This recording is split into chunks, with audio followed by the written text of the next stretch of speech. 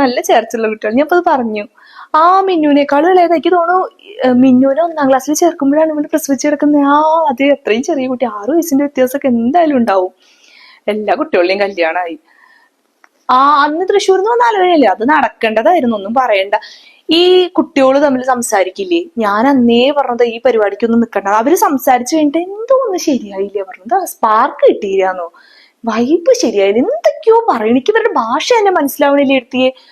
എന്നിട്ട് അത് വേണ്ട വെച്ചു. കല്യാണമൊക്കെ നന്നായിരുന്നു. എനിക്കത് കണ്ടപ്പോ സങ്കടാവുക. ഇവളേക്ക് അത്ര ചെറുതാണ്. എനിക്കുണ്ടല്ലോ, എന്റെ കല്യാണത്തിന് എനിക്ക് ഇത്രയും ആദ്യം പിടിക്കേണ്ട ഒരു ആവശ്യം ഉണ്ടായിരുന്നില്ല. എന്റെ പഠിത്തം കഴിഞ്ഞു, ആലോചന വന്നു, 6 മാസത്തിനുള്ളിൽ നമ്മൾ കല്യാണം നടത്തിയില്ലേ. ഇടയ്ക്കൊന്ന് ഓളെ വിളിച്ചൊന്ന് ഉപദേശിച്ചു നോക്ക്. എന്താ അവള് പറയണ, ഇവള് എന്താ വിചാരിച്ചിരിക്കും? ഈയൊക്കെ ഇപ്പൊ ഇങ്ങനെ ചെക്കന്റെ ഭൂതവും ഭാവിയും വർത്തമാനവും ഒക്കെ അറിഞ്ഞിട്ടാ കല്യാണം കഴിച്ചത് അല്ലല്ലോ. എന്നിട്ട് ഇപ്പൊ ഈ നന്നായി ജീവിക്കണില്ലേ? ഇങ്ങോട്ട് വാ. അത് ശരിയായിരിക്കണു ജാതകം. ഞാൻ അത് ഉള്ള മുമ്പ് പറയാത്തത്. അത് അറിഞ്ഞു കഴിഞ്ഞാൽ പിന്നെ ഇപ്പൊ ഫോൺ നമ്പർ വേണം, വിളിക്കണം, തൊഴിക്കണം.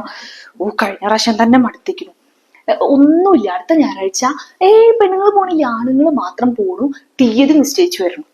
അല്ല, നിശ്ചയത്തിന്റെ അല്ല, കല്യാണത്തിന്റെ തീയതി നിശ്ചയം ഇല്ല എടുത്തി. എന്തിനാണ് ഇനി നിശ്ചയമൊക്കെ വെച്ചിട്ട് കല്യാണം? എന്താടി, പണ്ടൊക്കെ ഇങ്ങനെ തന്നെയാണ്. കാരണവന്മാര് പോകുന്നു, കല്യാണം ഉറപ്പിക്കുന്നു, വരുന്നു. ഞാനൊക്കെ അങ്ങനെ തന്നെയായിരുന്നു. അല്ലാതെ ഞാനിവിടെ ആദ്യം വന്നിട്ട് അച്ഛന്റെ വീട് കണ്ടിട്ട് ഇത് പുതിയ കുറെ പരിഷ്കാരങ്ങൾ, ചെക്കന്റെ വീട് കാണല്, അടുക്കള കാണല്. നല്ല ചേർച്ചുള്ള കുട്ടികൾ. ഞാൻ ഇപ്പൊ അത് പറഞ്ഞു.